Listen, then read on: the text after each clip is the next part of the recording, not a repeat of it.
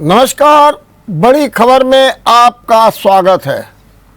Bharatiya Janata party का grand welcome show Lucknow में नए अध्यक्ष, नए चौधरी, नए कमल कमान भूपेन्द्र चौधरी का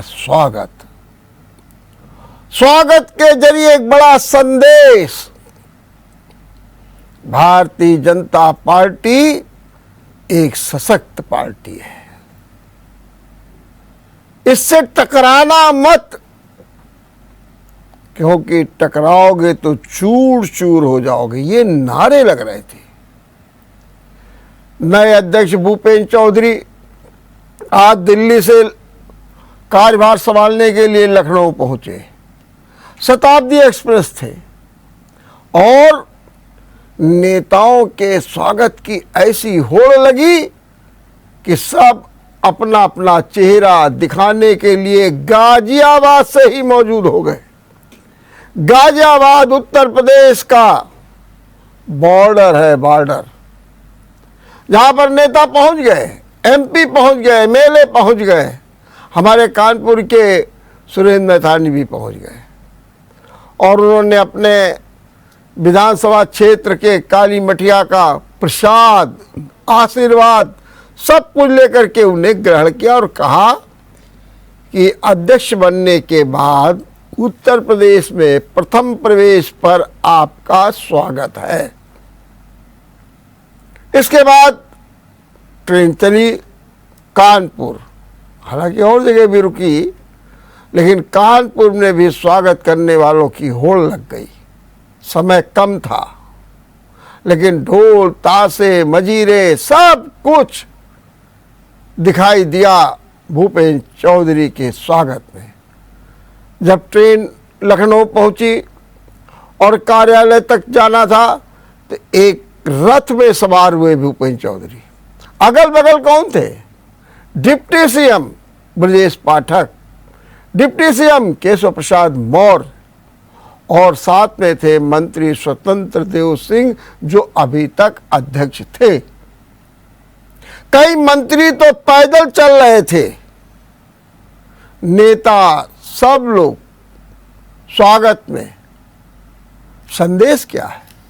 संदेश ये था कि सरकार और संगठन एक हैं, उनमें एक समन्वय है और इसी समन्वय से 2024 को जीता जाएगा।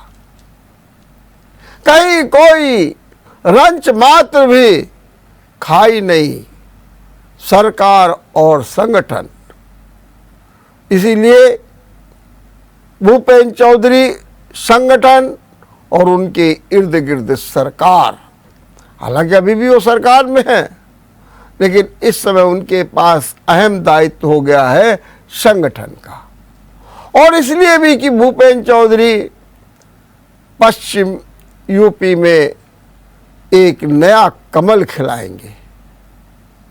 हालांकि कमल तो उनका खिल ही रहा है, लेकिन कहीं ना कहीं लगता है कि ये जो किसान आंदोलन, जाट समुदाय की नाराजगी, ये सब कहीं ना कहीं 2024 को इफेक्ट कर सकती है।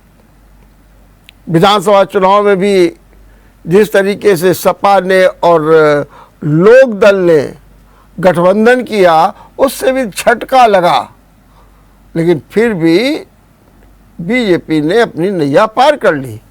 लेकिन 2024 एक अहम चुनौती के रूप में है और अब ये देखना होगा कि भूपेन्द्र चौधरी क्या भारतीय जनता पार्टी के लिए एक ट्रम्प कार्ड साबित होते हैं, ट्रम्प कार्ड। और ये जो स्वागत हुआ है और स्वागत की जिस तरीके से प्लानिंग की गई है, उससे तो साफ जाहिर होता है कि पार्टी विपक्ष को ये दिखाना चाहती है कि हम कितने मजबूत हैं। नेताओं की दृष्टि से, कार्यकर्ताओं की दृष्टि से, मंत्रियों की दृष्टि से और साथ में विभिन्न संस्थाओं के पदों पर मौजूद हमारे नेताओं के बल पर। स्वागत की भव्य तैयारियां, और हर व्यक्ति जो है भूपेंद्र चौधरी की न तारीफ कर रहा बल्कि कहता है कि उनकी संगठन क्षमता अभूतपूर्व है, और यही कारण है कि उन्हें ये अध्यक्ष पद दिया गया है। बहरहाल अध्यक्ष पद उनको दे दिया गया है, स्वागत हो रहा है। नई दिशा क्या होगी ये तो 2024, लेकिन अब तक का जो रिकॉर्ड ये है कि लोकसभा चुनाव में अक्सर प्रदेश अध्यक्ष जो है वो कोई ब्राह्मण रहा है। बहुत चर्चा थी ब्राह्मण होगा, बैकवर्ड होगा। केशव प्रसाद मौर्य ने अपना एक ट्वीट भी कर दिया था जिससे उनकी भी संभावना लग गई थी, लेकिन एकाएक पश्चिम की ओर ध्यान गया और पश्चिम की मजबूती के लिए भूपेंद्र चौधरी को लाया गया। दूसरी बड़ी खबर, इस समय देश के दो दिग्गज नेता बयानबाजी में तेजी के साथ आगे बढ़ रहे हैं। क्यों? उनके साथ कुछ ऐसा हो गया जैसे कि सबसे पहले केंद्रीय मंत्री नितिन गडकरी को पिछले दिनों भारतीय जनता पार्टी ने संसदीय बोर्ड और चुनाव समिति से बाहर कर दिया। विभिन्न प्रकार की चर्चा शुरू हो गई, लेकिन नितिन गडकरी ने भी बड़े संयत के हिसाब से, बड़े ही सोच समझ से, बड़े ही सैद्धांतिक बातों को करते हुए जन भावनाओं को प्रस्तुत किया कि मेरे प्रति जनता में क्या जन भावना है या वो क्या चाहते हैं। अब क्या हुआ, लोग तरह तरह से आरोप लगाने लगे नितिन गडकरी पर। नितिन गडकरी ने आज बड़ा बयान दे दिया। एक तो उन्होंने ये कहा इस्तेमाल करके फेंक देना उचित नहीं होता है, यूज एंड थ्रो की पॉलिसी अच्छी नहीं होती। बहुत से लोग हैं यूज किया और फेंक दिया, स्वार्थों की पूर्ति हुई फेंक दिया, अपने उल्लू सीधे हुए फेंक दिया। नितिन गडकरी ने कहा ये ठीक नहीं है। नितिन गडकरी ने एक बात और कह दी कि मैं कुएं में कूद सकता हूं लेकिन कांग्रेस में नहीं जा सकता।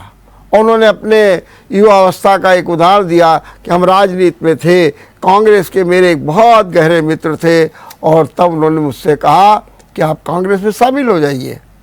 तो मैंने ये कहा कि मैं कुएं में कूद सकता हूं लेकिन कांग्रेस में शामिल नहीं हो सकता। तीसरी बात भी आज उन्होंने बड़े जोरदारी के साथ कही। उन्होंने कहा देखिए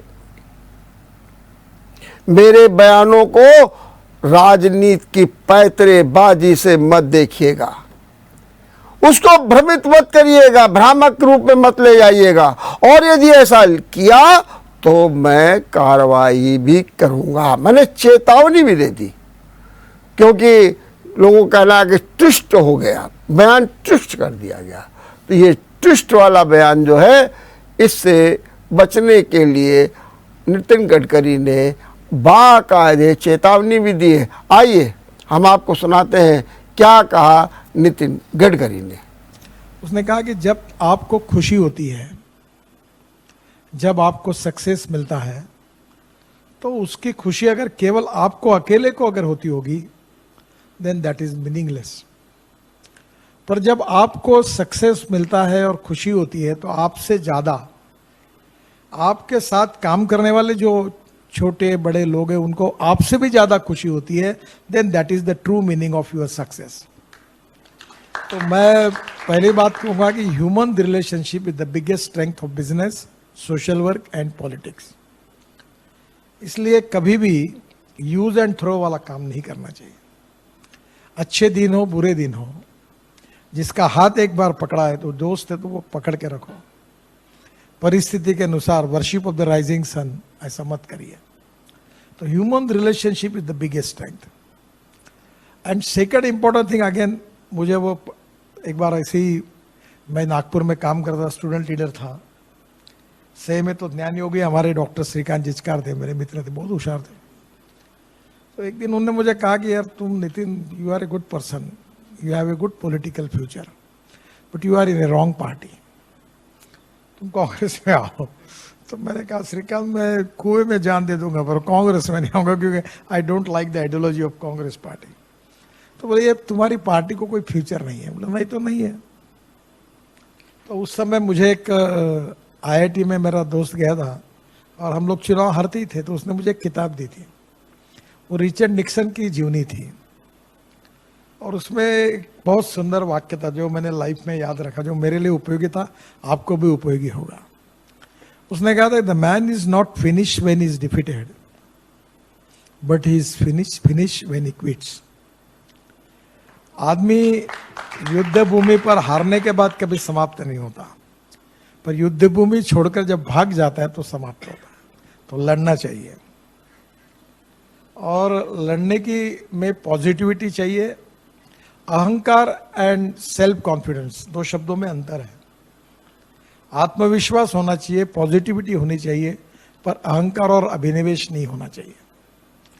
and the most important thing is no one is perfect and no one can claim that he is perfect. उत्तम अधिक उत्तम सर्वोत्तम टू इन्फिनिटी। छोटे छोटे लोगों से बहुत सी बातें सीखने के लिए मिलती हैं और मैं ये मानता हूं कि अच्छाई पर, क्वालिटी पर किसी का पेटेंट नहीं है। तो हमारे ही दोस्त मित्रों के साथ बात करते करते बहुत सी नई नई बातें हमको सीखने के लिए मिलती है और वो हमारे पर्सनैलिटी में अगर हम ला सके तो दैट कैन बी। इसी तरीके के एक और नेता है, पूर्व केंद्रीय मंत्री गुलाम नबी आजाद, जिन्होंने कांग्रेस से नाता तोड़ दिया है। आज भी वो सोनिया और राहुल पर जमकर बरसे।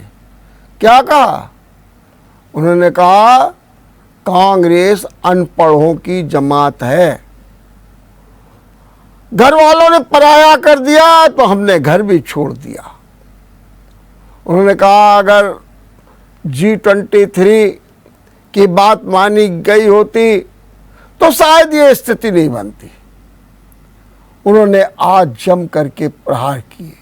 आइए हम जरा उनकी भी बात आपको सुना दें। ये हमारा व्यक्तिगत रिस्पेक्ट उतना ही है जितना इंदिरा गांधी की फैमिली के साथ होना चाहिए, राजीव गांधी के बेटे के साथ होना चाहिए, सोनिया गांधी के।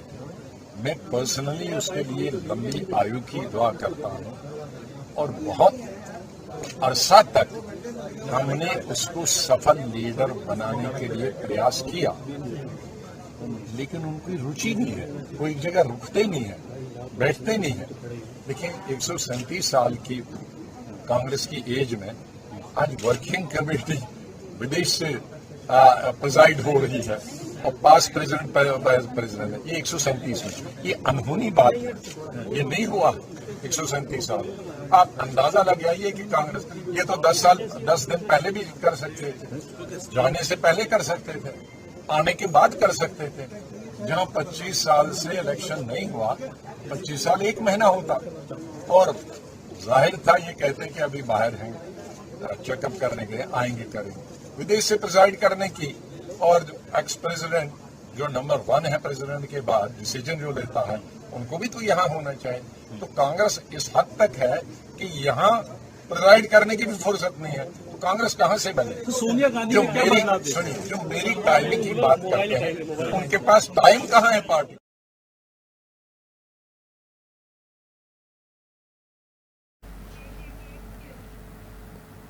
हम यहाँ लेते हैं एक छोटा सा ब्रेक और ब्रेक के बाद फिर करेंगे आपसे बड़ी खबर की चर्चा। ब्रेक के बाद आपका एक बार फिर स्वागत है।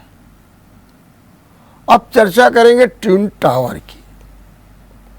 ट्विन टावर महीनों की मशक्कत के बाद चंद सेकंड में ध्वस्त हो गया। किसी ने कहा कि बेईमानी ध्वस्त हो गई, किसी ने कहा कि भ्रष्टाचार धड़ाम हो गया और किसी ने कहा अहंकार ढह गया। बहरहाल इस प्रकरण में राजनीति भी हो गई। घेराबंदी की गई अखिलेश यादव की।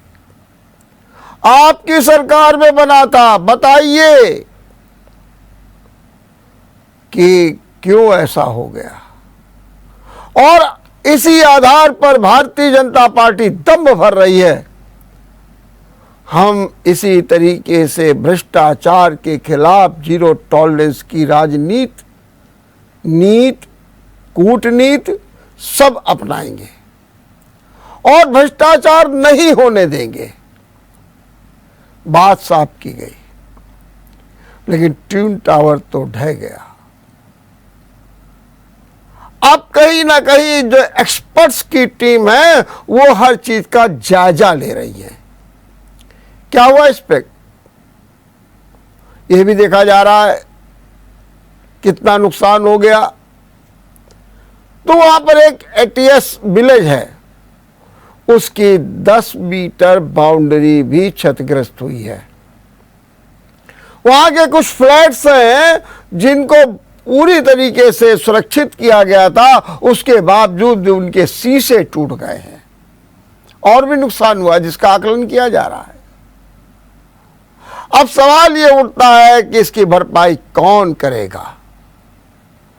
तो आप निश्चित जानिए कि जिन लोगों का नुकसान हुआ है उनका कोई पैसा नहीं लगेगा।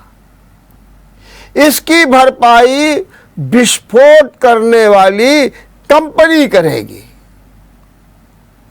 और उसने प्रारंभिक तौर पर काम शुरू भी कर दिया है। विस्फोट करने वाली कंपनी ने 100 करोड़ का बीमा किया था, वो भी 3 महीने के लिए। मतलब ये कि 3 महीने तक कुछ भी गड़बड़ होगा ट्विन टावर के ध्वस्तीकरण से तो उसकी भरपाई कंपनी ही करेगी। और 3 महीने इसलिए क्योंकि जो मलबा गिरा है उसको हटाने में कम से कम 3 महीने का समय लगेगा। हर दृश्य से आंका जा रहा है। हालांकि वहां की सीओ, वहां के पुलिस कमिश्नर, वहां के हर एक्सपर्ट्स ये दावा कर रहे हैं कि जो हमने आधार बनाया था उसमें पूरी तरीके से हम परफेक्ट रहे और उसी के अनुसार हमने ट्विन टावर को ढा दिया। लेकिन नहीं, अभी ऐसा नहीं है। अभी एक्सपर्ट्स देख रहे हैं। हालांकि जो धूल, धुआं, धक्कड़ जो था उसको जो है फायर ब्रिगेड के पानी टैंकर और अन्य माध्यमों से नियंत्रित किया गया, तत्काल नियंत्रित किया गया, ताकि इसका असर ज्यादा कहीं पर दिखाई न दे।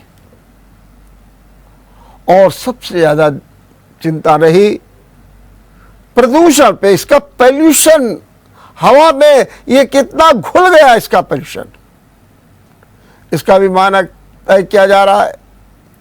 और ये भी देखा जा रहा है कि ये जो इसका पोल्यूशन है वो सेहत को कितना कमजोर करेगा और कब तक इसका रिएक्शन रहेगा, कैसे इसको दूर किया जा सकता है, इस पर भी एक्सपर्ट्स लगे हुए हैं। और एक्सपर्ट्स ने एक गहरी अपील की है लोगों से कि आप सावधान रहिए, ऐसा मत समझिएगा कि आप पूरी तरीके से सुरक्षित हैं। ये जो हवा में जहर घुल गया है विस्फोट का, ये आपको परेशान कर सकता है।